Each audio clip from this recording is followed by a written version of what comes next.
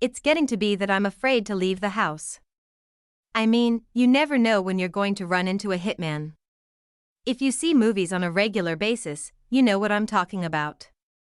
They seem to be everywhere, and they're often going through personal problems that affect their work. But few cinematic assassins have been quite as beleaguered as the one in Knox Goes Away, receiving its world premiere at the Toronto Film Festival.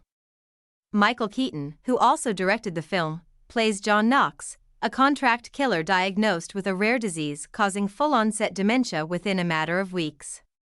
And that's only one of his problems. Another is the sudden reappearance of his estranged adult son, Miles James Marsden, not underplaying, who shows up at his home covered in blood and begging for help covering up the brutal murder he's just committed. Which is really just terrible timing. Clearly, screenwriter Michael Poirier isn't content to have just one high-concept plotline, he's gotta have two. The problem is that neither one is remotely convincing. The first hints of Knox's medical condition are presented when he sits down for a meal at a diner with his partner in killing, Ray McKinnon, making a strong impression in his brief screen time, and orders a cup of coffee even though he already has one. It becomes even more evident when the two fulfill an assignment and Knox accidentally kills both his partner and an innocent bystander.